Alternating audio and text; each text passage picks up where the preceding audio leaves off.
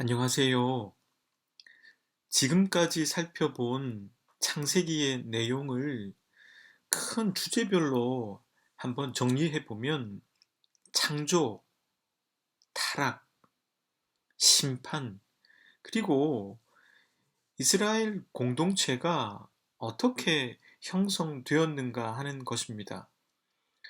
이스라엘 백성들의 공동체의 형성은 구체적으로 네 명의 족장 이야기를 통해서 우리들에게 증거해 주고 있습니다. 창세기 12장 이후로 50장에 이르기까지 이 족장의 역사, 족장사를 다루고 있습니다. 그래서 창세기를 네 명의 족장에 관한 이야기라고 해도 과언은 아닐 것입니다. 아브라함을 부르심으로 시작된 하나님과 약속의 백성 이스라엘과의 관계는 아브라함, 이삭, 야곱으로 이어지면서 위기를 맞기도 했지만 그 위기를 넘어 이제 요셉에게 도달하고 있습니다. 이런 의도를 본문 1절과 2절은 숨기지 않고 드러내고 있습니다. 본문 1절과 2절의 말씀입니다. 야곱이 가나안 땅 곧 그의 아버지가 거류하던 땅에 거주하였으니 야곱의 족보는 이러하니라. 요셉이 17세의 소년으로서 그의 형들과 함께 양을 칠 때에 그 아버지의 아내들 빌하와 실바의 아들들과 더불어 함께 있었더니 그가 그들의 잘못을 아버지에게 말하더라. 1절을 통해서 우리들은 야곱이 에서와 충돌 없이 평화롭게 장자의 권리를 인정받고 있음을 알 수 있습니다. 그는 아브라함과 이삭이 거주했던 땅 헤브론에서 살았습니다. 그 말은 세일산으로 돌아가 버린 에서가 아니라 야곱이 그 옛날 하나님의 선택하심 그대로 족장으로서의 권리와 신분을 확보하게 되었음을 뜻합니다. 에서도 자신의 삶에 만족했고 더 이상 장자의 권리에 대해서 말하지 않았음을 의미합니다. 그것은 하나님께서 야곱을 선택하신 것과 주신 약속이 위기와 인간의 방해 속에서도 이루어졌음을 뜻합니다. 이것은 우리들의 인생이 이미 결정되어져 있다는 식의 운명론이 아니라 하나님께서 우리들을 선택하시고 당신의 백성으로 부르신 그 약속은 어떠한 도전과 위기 속에서도 이루어질 것임을 뜻합니다. 그러니 우리들은 하나님을 믿고 세상의 유혹과 나의 불완전함과 욕망 가운데에서도 하나님께서 주신 그 약속으로 돌아갈 수 있을 뿐만 아니라 하나님께서는 우리가 그 약속으로 돌아올 수 있도록 일하고 계신다는 뜻입니다. 그리고 돌아간 자에게 그 약속은 어김없이 유효함을 뜻합니다. 2절 말씀을 통해서 이제 족장이 된 야곱의 족보를 언급하고 있는데 그 조명이 요셉에게로 급히 옮겨지고 있음을 알게 됩니다. 지금까지는 요셉이 태어났다는 정도만 성경이 언급해 주었을 뿐 주로 형들에 대해서 언급을 해 왔었습니다. 그런데 창세기의 저자는 야곱의 족보를 언급하면서 요셉을 주연으로 급히 끌어올리고 있는 듯해 보입니다. 시쳇말로 표현해 보면 요셉의 이야기가 훅 들어오고 있습니다. 그것은 창세기를 읽어온 독자라면 자연스럽게 야곱 다음에는 그럼 누가 족장의 역할을 담당하게 될 것인가에 대한 궁금증에 대해서도 단서를 주는 것이기도 합니다. 이 정도로 서론을 한번 살펴봤고요. 이제 37장의 내용을 요약해서 한번 정리해 보겠습니다. 아버지 이삭이 죽은 후 야곱은 헤브론에 자리를 잡게 되었습니다. 그리고 야곱의 11번째 아들인 요셉이 주연으로 등장합니다. 당시 요셉은 17세의 소년이었는데 그는 자신의 친어미가 없는 가운데 3명의 어머니와 10명의 이복 형들 그리고 어린 친동생과 함께 살아갑니다. 요셉은 형들의 잘못을 아버지에게 고하곤 했습니다. 아버지는 특별히 요셉을 사랑했습니다. 노년에 얻은 아들이었기 때문이었습니다. 아버지는 요셉에게만 채색 옷을 입혔습니다. 형들은 그것에 질투를 했습니다. 그런 중에 요셉이 꿈을 꾸었습니다. 그 꿈은 형들의 곡식단이 요셉의 곡식단에 절하는 꿈이었고 하늘의 해와 달 그리고 11별이 요셉에게 절을 하는 꿈이었습니다. 이 꿈을 요셉이 전하자 형들은 더욱 시기심이 더해졌습니다. 야곱도 요셉을 꾸짖긴 했지만 그 꿈을 마음에 담아 두었습니다. 야곱은 요셉을 형들이 양떼를 치고 있는 세겜으로 보냅니다. 형들과 양떼가 잘 있는지 보고 오기 위함이었습니다. 세겜에서 좀 더 떨어진 도단에 있는 형들을 만나러 가는데 형들은 꿈꾸는 요셉을 죽일 모의를 합니다. 그를 죽여 구덩이에 던지고 짐승이 잡아 먹었다고 말할 계략을 세웁니다. 허나 르우벤은 요셉을 구해줄 마음으로 죽이지는 말고 그냥 구덩이에 던지기만 하자고 합니다. 그래서 채색 옷을 벗기고 구덩이에 던졌습니다. 르우벤이 음식을 먹는 동안에 유다의 제안으로 요셉을 미디안 상인들에게 팔아버렸습니다. 요셉은 그곳을 다녔던 대상들에 의해서 이집트로 갑니다. 형들은 요셉이 죽었다는 증거를 만들기 위해 채색 옷에 숫염소에 피를 묻힙니다. 그리고 아버지에게 가서 증거를 제시하곤 요셉의 죽음을 알립니다. 야곱은 몹시 애통해합니다. 다른 자녀들이 위로를 건넸지만 위로를 받으려 하지 않았습니다. 이렇게 창세기 37장의 내용을 요약해 보았습니다. 이제 이 말씀을 가지고 총 4가지의 생각을 해 보겠습니다. 본문의 순서에 따라 채색 옷, 꿈, 형들의 죄악, 그리고 하나님의 개입에 대해서 생각해 보겠습니다. 첫째는 채색 옷에 관해서입니다. 채색 옷이라고 이름을 정한 것은 그것이 바로 17세의 소년이었던 요셉이 처한 상황과 배경을 함축적으로 잘 드러내주는 것이기 때문입니다. 요셉은 앞서도 말씀드렸지만 창세기 37장에 와서 갑자기 주연으로 쑥 들어옵니다. 요셉은 야곱이 노년에 얻은 아들이요. 그 이름의 뜻이 더하다 라는 의미를 갖고 있습니다. 그것은 하나님의 약속과 은혜에 더해진 아들이라는 의미입니다. 하나님의 은혜가 더해진 아들이라는 뜻이지요. 그는 야곱이 사랑했던 여인 라헬의 첫째 아들입니다.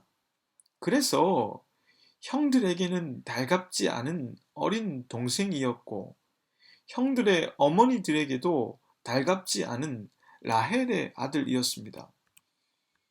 성경은 요셉이 지닌 상황들을 독자로 하여금 잘 알도록 단서를 줍니다. 17세인 요셉이 처한 상황은 두 가지로 볼 수 있는데, 첫째는 형들은 이미 장성했다는 점입니다. 상대적으로 요셉은 아직 소년이었다는 것이죠. 형들은 독자적으로 양떼를 맡길 수 있을 정도로 성장해 있었습니다. 그러나 요셉은 형들과 양떼를 보고 오는 정도의 일 밖에는 아직은 맡길 수 없는 소년이었습니다. 이 말은 이미 10명의 형들이 뭉쳐서 세력을 형성하고 있고 그들의 힘이 세었다는 것을 의미합니다. 요셉은 나중된 자였습니다. 힘이 없는 자였습니다. 둘째는 요셉에게는 자기 편이라고는 아버지밖에 없었다는 점입니다. 친동생인 베냐민은 너무나 어렸습니다. 요셉에게는 야곱밖에 없었습니다. 그래서 야곱이 요셉을 더 편애했는지도 모를 일입니다. 10명의 형들과 그들을 낳은 3명의 여인들은 라헬의 아들인 요셉을 좋아할 리 없었을 것입니다. 야곱이 요셉을 편파적으로 대하면 대할수록 그들은 더욱 요셉을 미워하게 되었을 것입니다. 이 두 가지 상황 속에서 야곱은 요셉에게만 채색 옷을 입혔습니다. 채색 옷은 솜에 달린 옷으로 복사뼈까지 닿는 긴 겉옷인데 사무엘하 13장 18절에 따르면 아직 출가하지 아니한 공주가 입는 옷으로 등장합니다. 당시 사회에서 옷은 곧 서열을 표시하는 목적으로 사용되곤 했습니다. 지금 우리가 살고 있는 오늘날보다는 확실히 그러했습니다. 이와 같은 내용을 토대로 해서 볼 때 야곱은 어린 요셉을 다음 족장으로 선정했다는 것을 알 수 있습니다. 야곱도 장자가 아니었습니다. 차자로서 하나님의 선택을 받아 족장으로 세워졌습니다. 야곱 역시도 나중된 자였습니다. 그런 야곱이 11번째 아들 요셉을 족장으로 선정한 것입니다.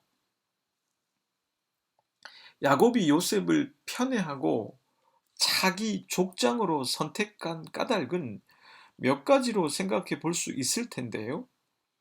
그것은 앞서 살펴본 대로 우선은 야곱 스스로도 나중된 자였기 때문에 나중된 요셉을 사랑했을 것이고, 그리고 그가 족장이 되는 것이 아무런 문제가 없다는 생각을 했을 것이기 때문입니다. 다음으로는 암 문맥에 나오는 대로 나머지 아들들이 약속의 자녀답지 못한 모습을 보였기 때문일 수도 있습니다. 세겜 자손들을 도륙하는 문제라든지 또 자기의 첩과 성적인 관계를 맺는 등의 이야기 말입니다. 다음으로 야곱이 사랑했던 라헬의 아들이었기 때문에 그랬을 수도 있습니다. 끝으로 성경이 말하는 것처럼 야곱이 노년에 낳은 늦둥이 아들이기 때문에 요셉을 더 사랑했을 수도 있습니다. 이런 가운데 요셉은 어떤 모습을 보여주고 있습니까? 17세의 소년 요셉은 한마디로 채색 옷을 입은 귀공자라고 할 만합니다. 그는 아직까지 미성숙한 모습을 보여줍니다. 몇 가지 모습에서 그러한데요. 첫째는 요셉이 이런 불리한 상황 속에서도 형들의 잘못을 아버지에게 고자질을 하곤 했다는 것입니다. 둘째는 이런 상황 속에서 아버지가 자신을 편애해서 채색 옷을 주었는데 요셉은 그 채색 옷을 입었고 형들이 알 정도로 그것을 드러냈다는 것입니다. 아버지가 채색 옷을 주어도 입지 않거나 형들에게는 노출하지 않았으면 좋았을 텐데 요셉은 그렇게 하지는 못했던 것 같습니다. 셋째는 요셉이 꾼 꿈을 형들에게도 말해 버렸다는 것입니다. 누가 들어도 그 꿈은 형들이 듣는다면 엄청 화가 낼 내용인데 요셉은 그것을 형들에게 전하고 말았다는 것이죠. 입을 닫지 못했다는 것입니다. 저는 성경이 이런 요셉의 미성숙한 모습을 그대로 노출해 주는 것이 참 좋다고 생각합니다. 꿈을 꾸는 사람이라고 해서, 꿈을 받은 사람이라고 해서 어색하게 미화시키지 않아서 좋습니다. 인간이 어찌 좋고 선하기만 할 수 있겠습니까? 누군가의 말처럼 사람이 선해봐야 얼마나 선하며 사람이 좋아봐야 얼마나 좋으며 사람이 훌륭해봐야 또 얼마나 훌륭하겠습니까? 인간이라는 것은 누구나 이런 미성숙한 면이 있고 언제 그게 발현될지 알 수 없습니다. 신영복 선생님은 이런 글을 썼습니다. 북극을 가리키는 지남철은 무엇이 두려운지 항상 바늘 끝을 떨고 있다. 여윈 바늘 끝이 떨고 있는 한 바늘이 가리키는 방향을 믿어도 좋다. 만약 그 바늘 끝이 전류를 멈추고 어느 한쪽에 고정될 때 우리는 그것을 버려야 한다. 이미 지남철이 아니기 때문이다. 우리가 나침반을 믿을 수 있는 것은 나침반의 지침이 흔들리기 때문이라는 것입니다. 어느 한쪽으로 고정되어 늘 그것만 가리키는 것이 아니라 흔들리면서 그 지남철은 어느 한쪽을 가리키기 때문에 신뢰할 만하다고 하는 것입니다. 청파교회 섬기시는 김기석 목사님은 자신의 책에서 지나친 확신은 사기꾼의 징표라고 했습니다. 이 문장 역시도 어느 한쪽만 고수하고 맞다고 말하는 그런 확신이 얼마나 위험하고 우둔하고 어리석은 것인지를 표현한 문장입니다. 요셉의 선하고 거룩한 모습뿐만 아니라 미성숙한 모습을 노출해주는 성경을 통해서 우리들 자신에게 좀 자유해지면 좋겠다는 생각이 들었습니다. 그렇다고 함부로 내 멋대로 살아도 된다는 말씀이 아닙니다. 비록 말씀을 따라서 살아가 보려고 애쓰고 있지만 가끔씩 발현되는 나의 미성숙함, 아직까지 치유되지 못한 내면의 어두운 그림자, 아직 어떻게 해야 할지 그 지도를 발견하지 못한 나의 연약함 앞에서 우리는 좀 자유했으면 좋겠습니다. 하나님은 그런 나를 선택하셨고 당신의 자녀로 삼아 주셨고 약속을 주셨습니다. 그리고 그런 나를 보게 해 주심으로 우리가 그것들을 성숙시켜 나가기를 바랐습니다. 그러니 우리들은 하나님 안에서 우리에게 보이는 그러한 미성숙한 모습들을 좀 자유롭게 바라보면 좋겠고, 또 그것 가운데 나를 치유해 나가면 좋을 것 같습니다. 둘째 생각은 꿈이라는 키워드인데, 17세의 미성숙한 요셉은 꿈을 꾸었습니다. 그 꿈에 관해서는 본문 6절에서부터 9절까지 다음과 같이 전해줍니다. 요셉이 그들에게 이르되 청하건대 내가 꾼 꿈을 들으시오. 우리가 밭에서 곡식단을 묶더니 내 단은 일어서고 당신들의 단은 내 단을 둘러서 절하더이다. 그의 형들이 그에게 이르되 네가 참으로 우리의 왕이 되겠느냐, 참으로 우리를 다스리게 되겠느냐 하고 그의 꿈과 그의 말로 말미암아 그를 더욱 미워하더니, 요셉이 다시 꿈을 꾸고 그의 형들에게 말하여 이르되 내가 또 꿈을 꾼즉 해와 달과 11별이 내게 절하더이다 하니라. 고대 사회에서 꿈은 신적인 정보를 제공해주는 계시의 도구라 여겼습니다. 그렇게 생각했기 때문에 꿈을 매우 중요하게 생각했습니다. 특히 선지자들이나 왕들은 그 꿈을 신적 계시의 수단으로 간주해 버렸습니다. 그래서 바로 왕도 꿈을 꾸고 해몽해 줄 사람을 찾았던 것이죠. 꿈은 상징으로 가득 찼을 경우가 많았는데 그때는 그런 해석자가 따로 필요했던 경우도 있었습니다. 그리고 평민들의 경우에는 통상적인 그 꿈 속에서도 신들이 행동에 대해서 알려주는 징조가 있었다고 믿곤 했었습니다. 이렇게 놓고 볼 때 요셉이 꾼 이 꿈은 상황으로 볼 때 신적 계시의 꿈으로 해석될 소지가 많았습니다.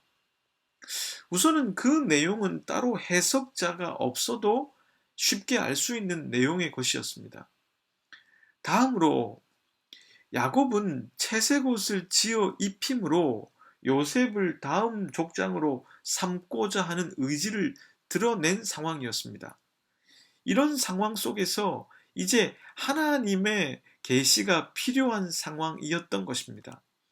이것은 달리 말하면 꿈이 필요한 상황이었다는 것입니다. 요셉은 나중된 자였습니다. 그의 이름은 은혜가 더한다 라는 의미인데, 그렇다면 이미 주어진 은혜로 10명의 형들이 있다는 의미이기도 합니다. 이미 주어진 은혜인 형들의 눈에 보기에 이 요셉은 방해거리였고, 또 형들은 이미 집안에 눈에 보이는 좋은 것들을 차지하고 있는 상황이었습니다. 요셉이 족장이 되기 위해서는 여간 어려운 상황이 아니었습니다. 장자의 법도가 살아있는 시대에 야곱이 형 에서를 넘어 장자가 되는 일보다 11번째 아들 요셉이 자신을 낳아준 친어미도 없는 가운데 족장이 된다는 것은 거의 불가능해 보이는 상황이었습니다. 바로 그때 요셉은 꿈을 꾸었습니다. 그 꿈의 의미가 정확히 무엇인지, 무엇을 하시려고 하시는지 사실은 아무도 제대로 알지는 못했습니다. 요셉 자신도, 그 꿈을 마음에 담았던 야곱도, 그리고 그 형들도 그 꿈이 무엇을 뜻하는지는 알지 못했습니다.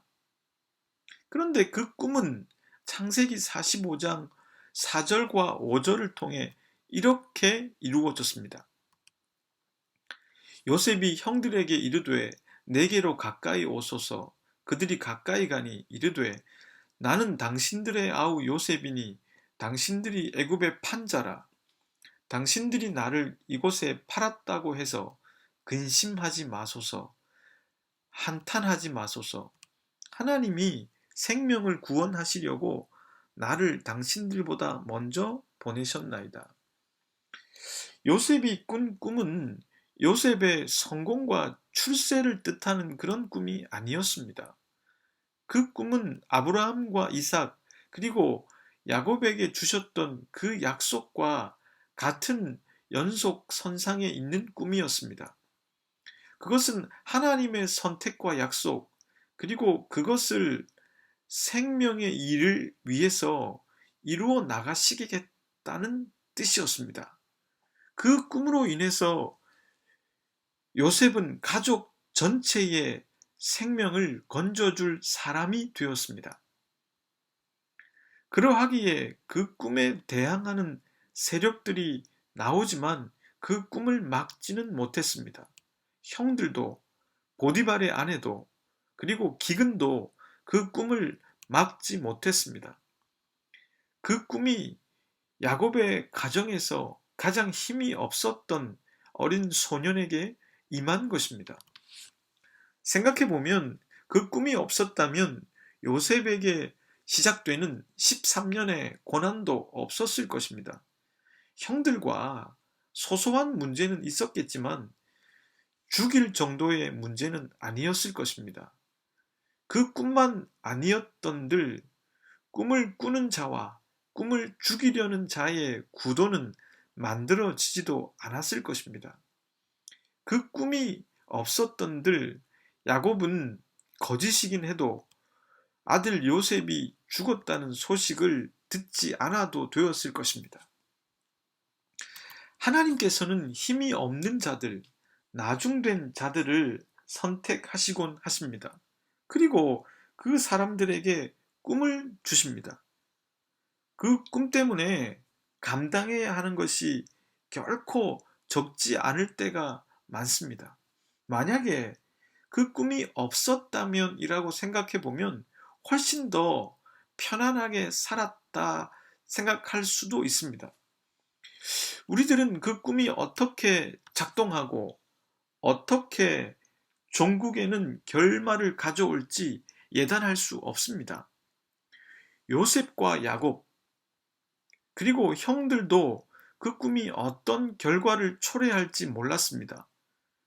꿈을 꾸는 자들은 그 꿈으로 인해서 혼란을 겪기도 하며 위기에 처하기도 하고 음해를 받기도 합니다. 그러나 그 꿈은 작동하고 있습니다. 아무 힘이 없는 요셉이었지만 그 꿈은 요셉에게 희망으로 다가왔습니다. 꿈은 곧 희망입니다. 희망은 언제나 위협적인 면을 수반합니다.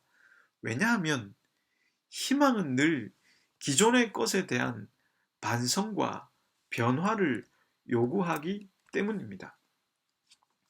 이 말씀을 들으시는 여러분들도 이와 같은 의미에서라면 꿈의 사람이 아닐까요?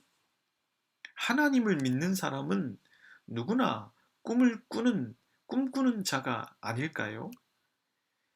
야곱이 이 꿈을 마음에 둔 것은 그 꿈을 겪어본 사람이기 때문입니다. 비록 형들의 입장에 서서 요셉을 나무라긴 했지만 형들과 같은 입장을 취했던 것은 아닙니다. 그래서 그 꿈을 마음에 담아 두었습니다. 야곱은 아직 그 성취를 다 보지 못한 약속에 대해서 생각했을 것이고 여전히 그 약속이 작동하고 있다고 믿었기 때문일 것입니다. 우리가 꿈의 사람이라면 우리의 공동체, 우리의 자녀들, 그리고 나 자신을 대할 때 그런 시각으로 대할 수 있지 않겠습니까? 셋째 생각은 형들의 죄악입니다. 본문 18절에서 20절까지의 말씀입니다.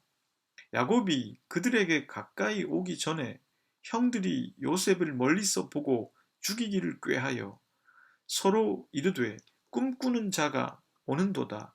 자, 그를 죽여 한 구덩이에 던지고 우리가 말하기를 악한 짐승이 그를 잡아먹었다 하자. 그의 꿈이 어떻게 되는지를 우리가 볼 것이니라 하는지라. 이를 통해서 확인할 수 있는 것은 형들이 요셉을 죽이려고 하는 모의를 하는 까닭이 바로 꿈 때문임을 알 수 있습니다. 이 꿈 때문에 꿈꾸는 자와 꿈을 죽이려고 하는 자의 구도가 만들어진 것입니다. 그렇다면 한 걸음 더 들어가서 왜 그 꿈을 듣고 형들은 동생 요셉을 죽이려는 마음을 가졌는가 하는 점입니다. 본문 8절의 말씀입니다. 그의 형들이 그에게 이르되 네가 참으로 우리의 왕이 되겠느냐, 참으로 우리를 다스리게 되겠느냐 하고 그의 꿈과 그의 말로 말미암아 그를 더욱 미워하더니. 여기서 다스린다라는 뜻의 히브리어 말라크라는 단어는 왕이 된다는 의미를 갖고 있습니다. 그 말은 형들이 왜 동생인 요셉을 죽이려고까지 했는가를 이해하게 해줍니다. 형들은 이미 채색 옷을 통해서 야곱의 속마음을 알아챘을 것입니다. 그리고 이번에는 이 꿈을 통해서 자신들이 갖고 있고 누리고 있는 기존 질서의 변화와 종말을 가져올 수도 있겠다는 생각을 했을 것입니다. 자신들은 10명이며 가족 내에서도 많은 권한과 힘을 갖고 있었습니다. 어린 요셉 정도는 죽일 수 있다고 생각했을 것이고, 그러면 그 기존 질서가 깨어질 위협도 사라질 것이라고 생각했을 것입니다. 그 꿈을 꾸는 자를 죽이면 꿈도 죽일 수 있다고 생각한 것입니다. 그들이 선택한 방법은 구덩이였습니다. 물론 르우벤은 구덩이에 요셉이 빠지면 몰래 꺼내 아버지에게로 돌려보낼 계획을 세웠습니다. 그런 그의 뜻대로 진행되지는 않았습니다. 당시 사회에서 구덩이는 석회암 안반을 도려내거나 흙을 파내고는 회 반죽으로 안을 바른 것이었습니다. 그렇게 해서 그곳에 물을 저장해서 건기 때에는 사람과 가축에게 물을 제공해 주는 역할을 했습니다. 그리고 건기가 아닐 때, 비어 있을 때에는 이따금씩 죄수를 가두는 임시 감옥의 역할을 했습니다. 그 말은 그 구덩이가 죄인 혼자의 힘으로는 도저히 빠져나올 수 없었다는 뜻입니다. 그러니 요셉이 그곳에 빠진다고 하는 것은 스스로의 힘으로는 도저히 나올 수 없다는 뜻이겠죠.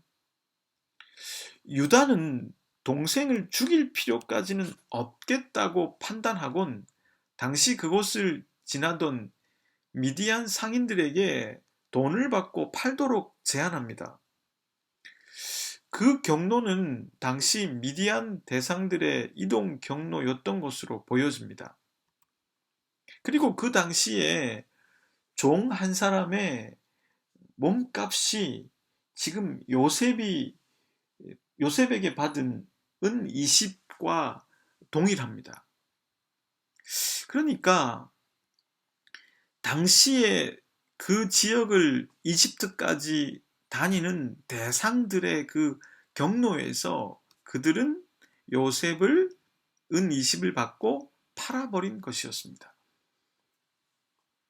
본문에서는 이스마엘 사람들이라고 했고 또 미디안 상인들이라고도 되어 있는데, 이것은 이스마엘 사람들과 미디안 상인이 서로 긴밀한 연관성이 있기 때문인 것으로 보여집니다. 아마도 친족이었을 가능성이 높습니다.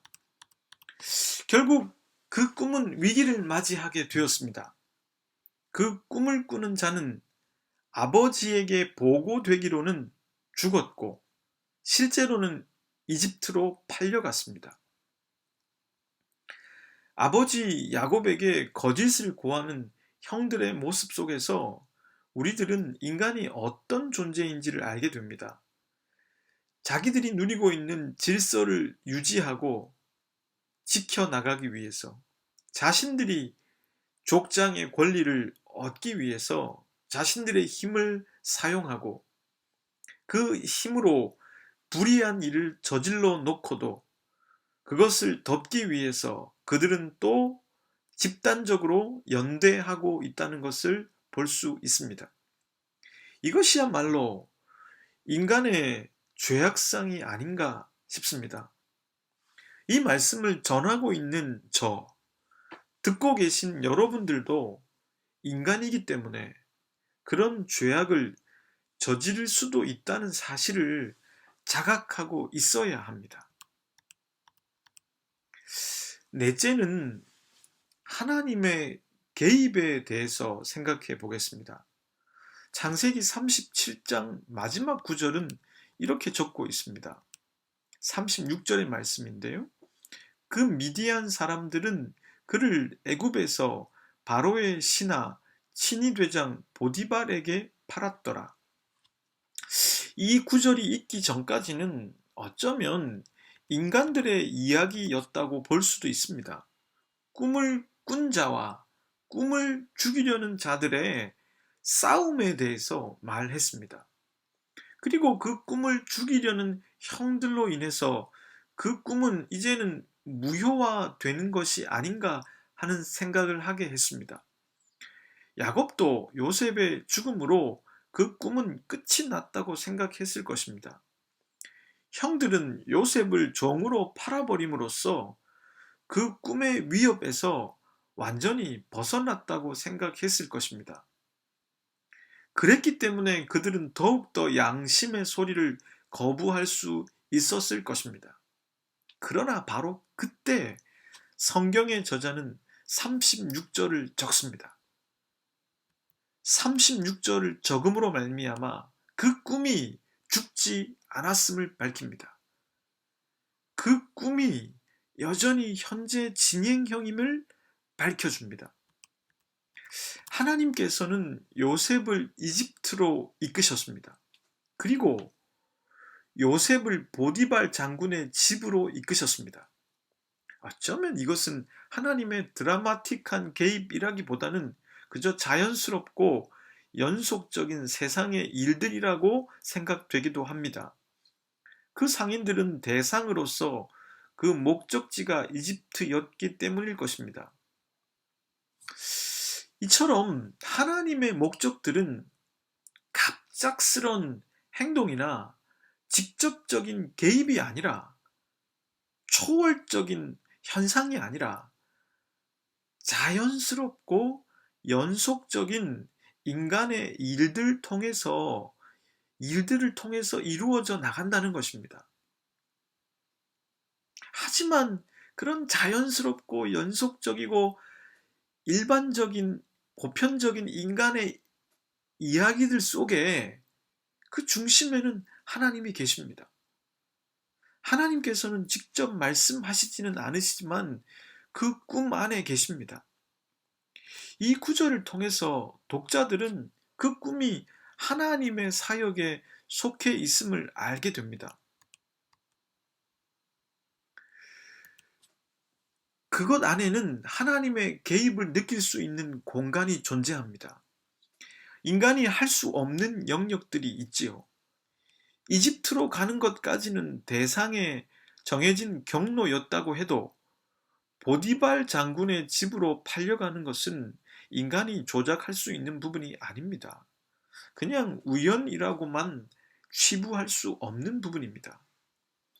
인간은 전지전능한 것 같지만, 그리고 인간이 만든 물질 문명 세계가 전지전능한 것 같지만 그렇지 못할 때가 많습니다. 제가 좋아하는 김영하 작가는 운전을 할 때면 세상사의 공평함을 느낀다고 했습니다. 왜냐하면 멋진 스포츠카도 폐차 직전의 차도 도로가 막히면 똑같이 오도 가도 못하는 신사가 되어 버리기 때문이라는 것입니다. 인간이 어떻게 할 수 없는 영역들이 있습니다. 청춘 남녀가 아무리 조건을 보고 선을 보러 간다고 한들 성격이 어떤 사람, 영혼에 무엇을 갖고 있는지 알 수 없습니다. 어떤 사람을 만날지 알 수 없는 것이죠. 아이들을 학교에 보낼 때 어떤 선생님을 만날지, 어떤 친구들을 만날지 우리들은 알 수 없습니다. 우리들이 조작할 수 없는 것이죠. 우리가 직장에서 어떤 동료를 만날지 알 수 없습니다. 우리들은 우리들에게 오고 있는 시간이 어떤 시간일지 예측할 수 없습니다. 그래서 전도서에서는 이렇게 말했습니다. 전도서 3장 11절 말씀입니다. 하나님이 모든 것을 지으시되 때를 따라 아름답게 하셨고 또 사람들에게 영원을 사모하는 마음을 주셨느니라. 그러나 하나님이 하시는 일의 시종을 사람으로 측량할 수 없게 하셨도다. 인간은 하나님께서 하시는 일의 시종을 측량할 수 없습니다. 앞날을 예측할 수 없는 것입니다. 하나님께서는 인간이 개입할 수 없는 영역을 남겨두심으로 인간이 하나님의 개입을 경험하도록 하신 것입니다. 결국 이 개입을 통해 이 꿈이 하나님께로부터 온 것임이 명백해지게 되었고 그 꿈은 죽지 않고 살아있다는 것을 알게 해 준 것입니다. 크리스천이 된다는 것은 이 세상 속에서 꿈을 꾸는 사람이 되는 것입니다. 그 꿈이 정확히 무엇인지 다 알지 못해도 그 꿈이 어떤 결과를 초래할지 알지 못해도 우리들은 하나님께서 주신 그 꿈을 간직하고 그 꿈을 방해하려는 위협과 세력들과 사람들과 마주하게 됩니다. 그리고 그 꿈 때문에 우리들은 그 꿈이 없었다면 겪지 않을 일들을 경험하게 되기도 합니다. 그러나 여러분 잊지 마십시오. 그 꿈이 하나님께로부터 온 것이기 때문에 그 꿈을 이루어 갈 때까지 하나님께서는 자연스럽고 연속적인 여러분들의 삶 속에 하나님이 개입할 여지와 공간을 마련해 두신 그 영역으로 개입해 나가실 것입니다. 아직도 인간이 어떻게 할 수 없는 그 영역들 속에서 하나님께서는 그 꿈으로 나아갈 수 있도록 우리들을 이끄십니다.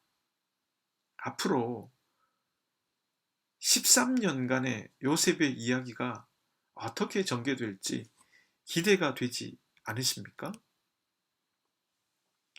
사랑하는 여러분들이 이 시대와 세대 속에서 꿈을 꾸는 자가 되시기를 간절히 바랍니다. 꿈은 곧 희망입니다. 다 같이 기도하겠습니다.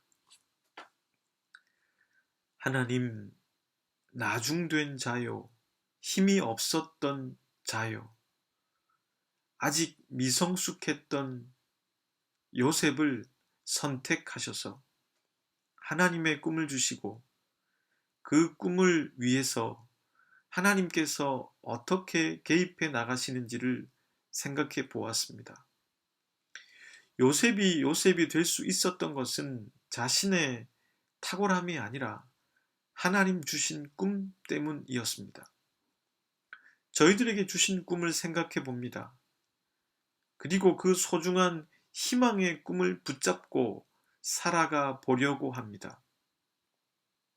당신께서 주신 그 꿈이 여러 방해들 속에서도 이루어져 나갈 것을 믿기 때문입니다. 저희들이 하나님의 꿈을 저희들의 꿈으로 삼도록 도와주십시오. 그 꿈으로 희망을 삼아 살아가게 해 주십시오. 예수 그리스도의 이름으로 기도드립니다. 아멘.